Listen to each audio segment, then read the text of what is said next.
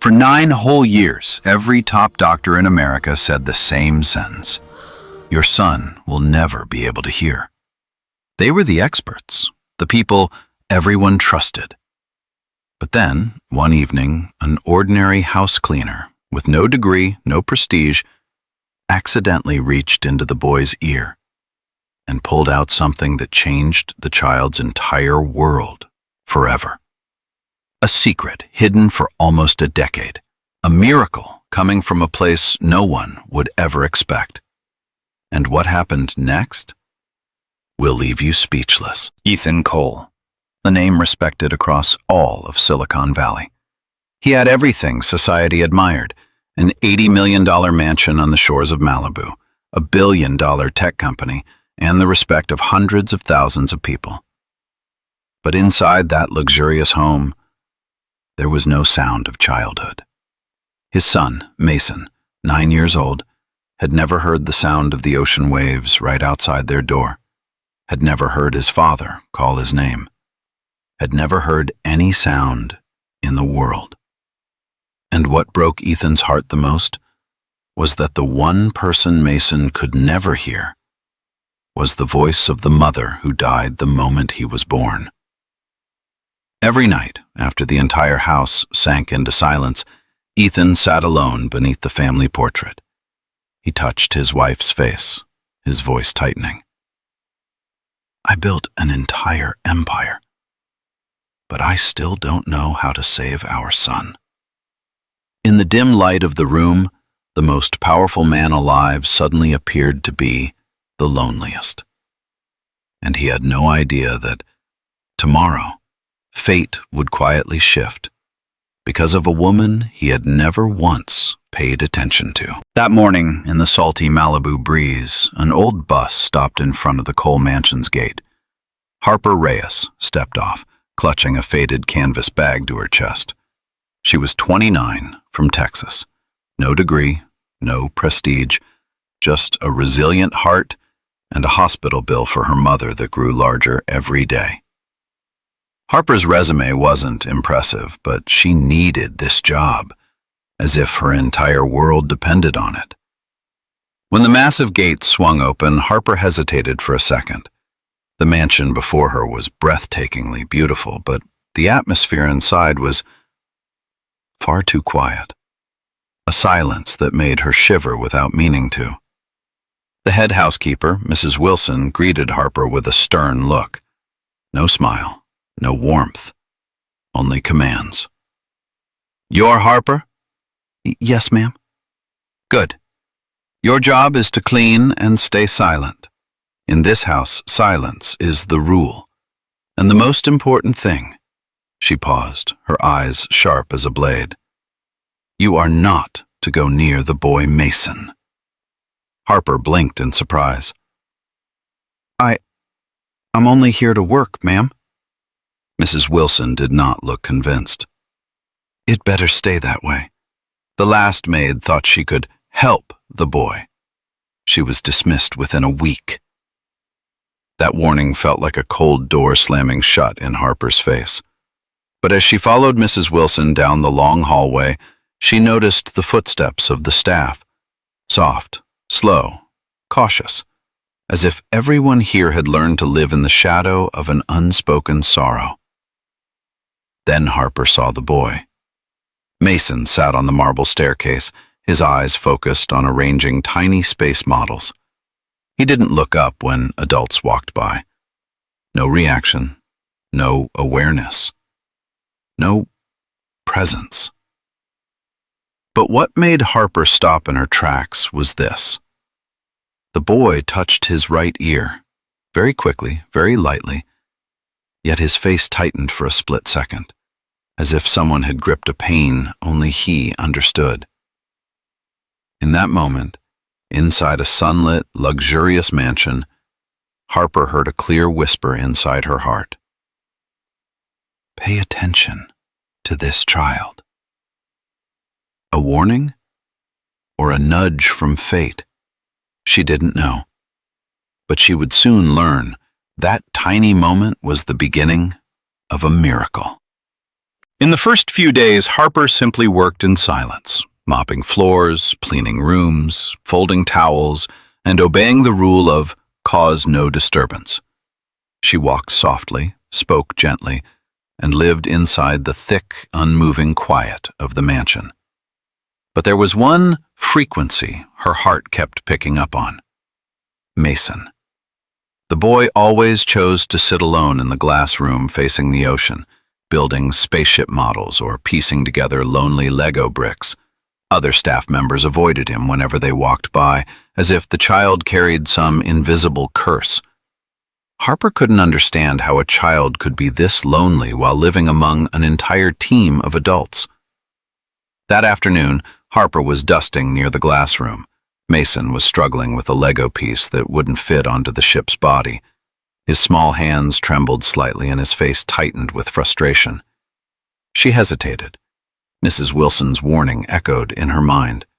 Don't go near the boy. Don't try to help. Don't get involved. But sometimes the human heart grows stronger than any rule. Harper knelt, gently extended her hand. Let me try? Mason looked up. 1 second, then 2. A moment where his eyes seemed to ask, Are you going to hurt me like the adults before? Harper gave a soft smile, letting him make the decision. And then Mason placed the Lego piece into her palm. With just the right angle, the piece snapped into place, a crisp click. A sound Mason had never heard, but he saw it, and his eyes lit up. He looked at Harper. No laughter, no cheerful shout, just a tiny, pure smile, like the first weak ray of sunlight after a long storm. Harper let out a quiet breath of laughter, soundless, as if afraid to break the moment. She waved to him. Mason waved back. Just a small moment, but enough to ignite a spark of hope this home had lost long ago. That evening, as Harper walked up the stairs, she came to a halt. Right on the step where Mason usually sat lay a small paper crane, clumsily folded from a sticky note. Inside were 2 pencil-written messy words. Thank you. Harper pressed the little paper to her chest. Her eyes stung. Dear God, if I can help this child, please show me how. She didn't yet know that from that moment on, her heart had stepped into Mason's life, and Mason's life had opened the door that fate had kept locked for 9 long years. That morning, the ocean breeze drifted softly through the garden behind the mansion. Harper was sweeping the yard when she noticed that familiar small figure sitting on the stone bench. Mason was hunched over, his shoulders trembling, and one hand was pressed tightly against his right ear, more complex than ever before. Harper dropped the broom, her heart tightening. She walked closer and knelt so she was level with him. Mason, what's wrong, sweetheart? The boy didn't answer. He opened his mouth as if trying to cry out, but what came out was a painful silence. His face twisted, his breaths sharp and uneven. Large tears rolled down his cheeks, falling without a sound. Harper raised her hand, signaling a question. Does your right ear hurt? Mason nodded hard, fighting through his strained breathing. Harper inhaled deeply, keeping her voice calm. Let me take a look, okay? Just look. He hesitated. Fear filled his eyes. The fear of a child who had been hurt by doctors far too many times. His little hand trembled as he slowly lifted it toward Harper, like a fragile sprout deciding to trust the sunlight one more time. She gently tilted his ear toward the sunlight, and at that moment, Harper's heart nearly stopped. Deep inside the ear canal there was a strange dark mass, thick, damp, glossy, like something that had been sitting there for far too long. Not normal earwax, not an injury, but an obstruction, the kind any doctor should have seen instantly. Harper's breath caught. A memory flashed vividly. Her cousin lost his hearing for 4 years, to the point everyone believed he was born deaf, until a small-town doctor simply shone a light into his ear and said, "This isn't deafness. This is a blockage." A simple procedure, and her cousin's world lit up again. Harper looked back at Mason. He was signing frantically with both hands, terrified. "No doctors, no hospital. They hurt. They don't help." Harper's throat tightened. In that moment, she felt the full weight of a child who had endured too much. The fear of pain, the fear of being abandoned, the fear of being unheard. She gently placed her hands over Mason's, softly, as if touching a trembling little bird. "It's okay, sweetheart. I hear you. I won't do anything that hurts you. I promise." That promise wasn't only for Mason. It was for Harper's own heart, which pounded with worry, compassion, and a quiet belief that this wasn't an accident. It wasn't a coincidence she was here. But she also understood something clearly. This discovery placed her between two dangerous lines: stay silent and lose a child, or speak up and lose everything she had. And the waves outside continued to crash gently, as if counting down to the moment Harper would have to choose. That night, Harper could hardly close her eyes. She sat on the small single bed in the staff room, her hands clasped together, the soft yellow light casting shadows across her worried face. The dark mass inside Mason's ear wouldn't leave her thoughts. It pulsed in her mind with every tick of the wall clock, tapping at her conscience again and again. If I don't act, what will happen to that boy? But if I act, will I lose everything? She asked herself the same questions dozens of times, yet every answer led her to the same painful crossroads. On one side was the only job keeping her mother's nursing home treatments afloat. On the other side was a child trapped every day in pain and silence. Both mattered. Both needed her. But she couldn't choose both. On the second night, Harper opened a small box in her drawer. Inside was a photo of her mother in a hospital gown and the latest medical bill, a number that stole her breath. She whispered shakily, "Mom, what am I supposed to do?" No one answered, only the distant sound of waves, steady like a heartbeat. Harper closed her eyes and memories rushed back like a flood. She remembered being 14, the day her little brother Daniel died in her arms. He had been in agonizing pain for weeks, but the family had no money for a doctor. By the time they found one willing to examine him for free, it was too late. Harper cried herself empty that day, clutching his small body and sobbing, "If I could have saved you, I would, no matter the cost." A childhood vow, a vow she thought she had forgotten, until she saw Mason trembling, clutching his ear, hurting so much he couldn't even cry. On the third night, Harper didn't sleep at all. She stood by the window, watching the moon ripple across the water. Her hands shook as she opened the old Bible her mother had given her, but her eyes couldn't focus on a single verse. Her mind was filled only with Mason, his pleading eyes, his trembling hands, and his terror of being hurt by doctors again. Harper pressed the Bible to her chest and took a long, steady breath. "God, if you want me to do something, please give me courage. I'm terrified, but I can't watch that boy suffer anymore."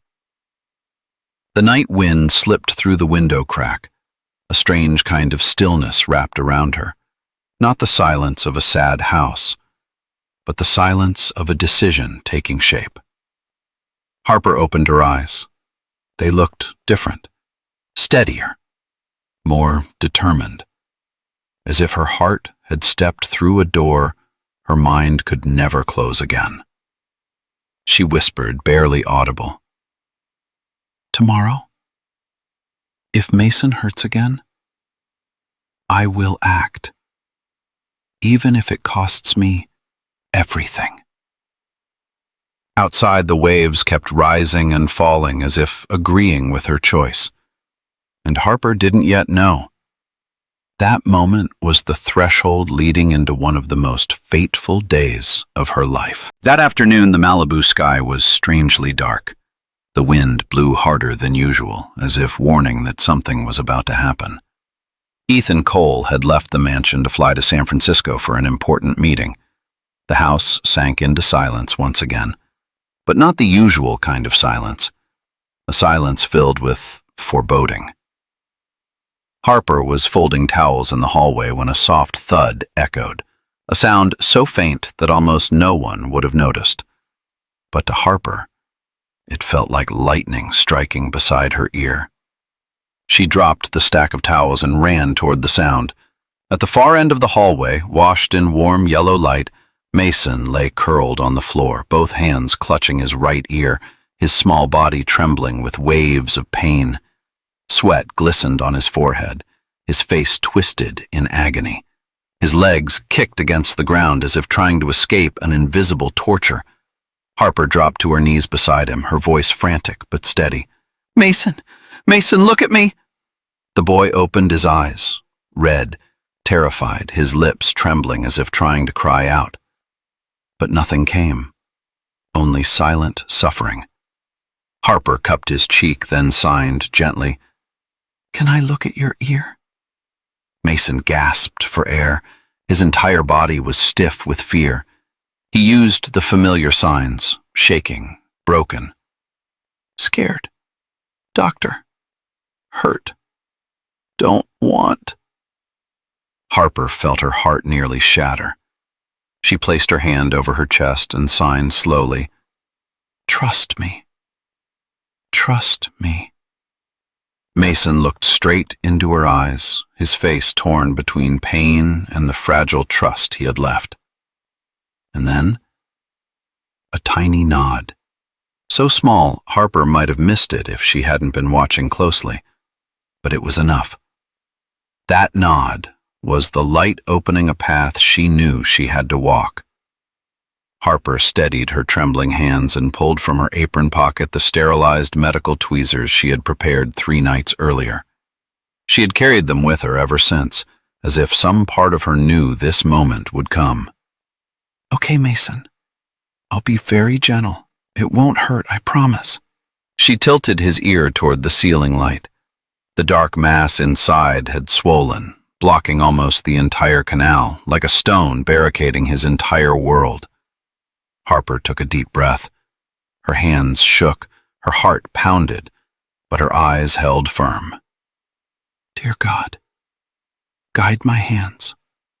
She eased the tweezers in, millimeter by millimeter, as if moving through invisible danger. Mason gripped her sleeve tightly, his whole body taut like a pulled string. Harper whispered, "It's okay, sweetheart. I'm here. I'm right here." The tweezer tips touched the mass. There was resistance, soft, thick, stubborn. Harper held her breath. She tugged gently. The mass shifted, but didn't come out. She tugged again, and then a faint sound, so soft Harper thought she imagined it. The blockage slipped free from the ear canal and dropped into her palm. She stared at it. A dense, damp mass, something that should have been removed years ago. In that instant, Mason's eyes flew open. His body shivered. He touched his right ear as though something inside had just unlocked. Then, he turned his head toward the large grandfather clock in the foyer. The clock was going tick, tick, tick. Mason's mouth parted. A huge breath escaped his chest. And then a whisper, raspy, weak but unmistakable. tick sound? Harper's heart burst. Tears streamed down her face as her hands trembled. Yes, sweetheart. That's the clock. Mason touched his throat, feeling the vibration. And then he spoke a word Ethan Cole had waited 9 years to hear. Dad. His very first word. A word that shattered the wall of silence that had imprisoned him for 9 years. And in that moment, the world of this little boy and Harper's world began to shift in ways no one could have ever imagined. Harper hadn't even caught her breath after that miraculous moment when the front door swung open violently, echoing through the hallway. Ethan Cole had returned. He had abandoned his meeting halfway after receiving news that Mason was in severe pain, and the moment he stepped into the hallway, what he saw made his blood turn to ice. Mason is trembling on the floor. Harper kneeling beside him. A small streak of blood on the boy's hand. And in Harper's hand, a pair of tweezers holding something dark and ominous. Ethan lunged forward, his voice cracking from panic. What are you doing to my son? Harper didn't even have time to speak before he shoved her aside.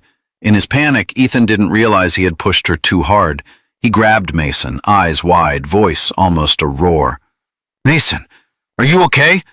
What did she do to you? Mason flinched at the sudden volume. His tiny lips quivered, his hand covering his left ear, because for the first time in his life, he could actually hear someone shouting. But what stopped Ethan cold was what happened next. Mason opened his mouth and screamed, No! Don't take her! Don't take Harper! It was the first scream of his life. Rough, imperfect, but real. Ethan froze. He stared at his son, unable to believe his own ears. Mason, did you just speak? You can hear me? But terror still outweighed the flicker of joy. He looked at Harper, his eyes blazing with a mix of fear, anger, and desperation. To him, Harper was still the woman who had just stuck tweezers into his son's ear. Security, now! His voice thundered. 2 guards rushed in and grabbed Harper by the arms. She tried to explain, tears spilling. Mr. Cole, please listen. I was helping Mason. This was inside his ear. She held out her palm containing the horrific black mass. Ethan shook his head rapidly, unable to distinguish right from wrong anymore. You're not a doctor. You could have made him deaf forever. You could have killed him. Harper choked out. But Mason can hear. He just... Silence! Ethan roared, his voice shaking with fear and anguish. Take her to the security room. I'm calling the police. Mason burst into tears, crying aloud for the first time. He tore out of his father's arms and ran toward Harper, tiny legs stumbling. No, don't take her! Dad, please! The words, Dad, please? 2 words Ethan had prayed for over 9 years, now tore through the most painful moment of his life. A gift, a wound. 2 opposing emotions are destroying the last of his composure. But still, fear blinded him, closed his eyes to what was right in front of him. Harper was dragged away as Mason screamed. He slipped, falling to the floor, his small body shaking with sobs. The raw, broken cries, untrained, unfamiliar, cut through the heart of everyone present. Harper turned her head back, eyes full of tears, forcing a smile so Mason wouldn't panic. She whispered, with voice and lips so he could read them. It's okay. You'll be okay. I promise. And then the security door closed. Swallowing the woman who had just saved Mason, yet she was being treated as if she had harmed him. In that vast mansion, the silence that followed was no longer the silence of sorrow, but the silence of a misunderstanding that could destroy a child's entire life. The ambulance sped through the darkening Malibu sky, red lights flashing across Ethan's face, pale and lifeless. Mason sat in his lap. For the first time in his life, the boy touched his ear, heard the long wailing siren, and curled into himself at a sound he had never experienced before. Ethan held his son tightly, trying to reassure him. "It's okay, Mason. I'm here. Daddy's here." But he was shaking too, shaking from fear, shaking from guilt, and shaking from a rising suspicion, one he didn't dare name. At UCLA Medical Center, doctors, nurses, and technicians rushed in to examine Mason. They performed every test, including otoscope exams, ear scans, CT imaging, and auditory response measurements. Ethan stood behind the glass wall, his hands clenched so tightly they turned white, watching his son trembling on the hospital bed, each breath stabbing into his chest. An older doctor, Dr. Howard, stepped out, his face grave. "Mr. Cole, we need to talk." Ethan followed him into the consultation room. His heart was heavy with dread. Dr. Howard placed a thick medical file on the table. His voice was slow and weighty, as if choosing each word with care. "This is Mason's ear scan from 3 years ago." Ethan frowned. "I remember. They told me they found nothing." The doctor shook his head. He flipped to a page marked with a red underline. The handwritten note was messy but unmistakably clear. "Obstruction detected in right ear canal. Recommend urgent removal." Ethan froze. He read the sentence again and again, each word stabbing deeper. "Why did no one tell me?" His voice cracked. Dr. Howard sighed and closed the file gently. Mason's case was placed into the Advanced Long-Term Treatment Program. Cases labeled non-emergency were often postponed, if the family could afford extended care. Ethan didn't understand. "What do you mean? Postponed for what?" The doctor didn't answer directly. He simply looked at Ethan with a heavy, sorrowful expression, the expression of someone who had seen too many ugly truths in the medical system.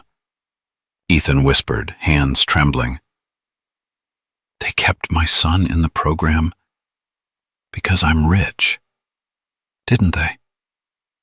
Dr. Howard didn't nod, he didn't shake his head, but his silence was louder than any answer. Ethan staggered back as if the floor had collapsed beneath him, his breath hitched, his lips trembling. My God. They let my son stay deaf for 9 years because of my money. He broke down in the middle of the consultation room, a deep, raw cry that made others turn away. He slammed his fist onto the desk, voice shattering. "And I doubted the only person who tried to help him." Harper's image flashed through his mind, being dragged away, her terrified face still trying to smile at Mason. Guards held her hands back. Each memory cut him open. Ethan stared down at his hands, the hands that had built an empire of technology, yet he failed to protect the only child he had. He whispered like a man in despair, "I was wrong. I trusted the wrong people." Dr. Howard rested a hand on his shoulder. "Mr. Cole, the boy can hear now, and that is what matters most." But Ethan shook his head, tears pouring. "No. What matters most is that I make this right. I have to find her." He shot to his feet and headed for the door. A father who had lost everything, then regained everything, and now faced the greatest mistake of his life. The door burst open. Ethan stepped into the hospital hallway, heart heavy but eyes burning with a single urgent truth. He had to find Harper Reyes. Right now. At any cost. The security room sat at the end of the long hallway in the Cole mansion, cold, empty, and utterly unfamiliar to someone like Harper. She sat quietly on the metal chair, her hands tightly intertwined, but her eyes were not focused on herself. She could only think of Mason, the little boy who was learning to hear the world for the first time. She did not pray for her own safety. She prayed for his. Dear God, please keep him safe. Even if I'm misunderstood, all I want is for him to hear laughter, the ocean, his father's voice. The door suddenly burst open. Ethan stood there, but he no longer looked like a powerful CEO, no longer furious, no longer frantic. He looked like a man who had just seen the truth and had been crushed by it. His eyes were red, his breath unsteady. And then something happened Harper never expected. Ethan dropped to his knees. His shoulders shook violently. I'm sorry. His voice cracked, each word sounding like a blade twisting through his chest. I blamed you. I misjudged you. The doctors, they knew. They knew 3 years ago. He held out the medical file, his hands trembling nonstop. They saw the obstruction. They recommended removing it, but they didn't. They prolonged the treatment to increase their profits. My money kept my son in silence for 9 years. Harper's hand covered her mouth, shocked and heartbroken for Mason. Ethan bowed his head so low his forehead nearly touched her shoes. You were the only one who saw my son's pain. You saved him. Please forgive me. Harper instinctively dropped to her knees too, placing her hands on his shoulders. Her voice was soft as breath. Mr. Cole, I never blamed you. A father afraid of losing his child will do anything his heart believes is right. Ethan looked up. His eyes were wet, but warmer, clearer, as if the truth had finally awakened him. It took me too many years to understand that. In Mason's hospital room, the boy sat on his bed, wearing the small hospital headphone set. Soft music played, a sound he had never known in his entire life.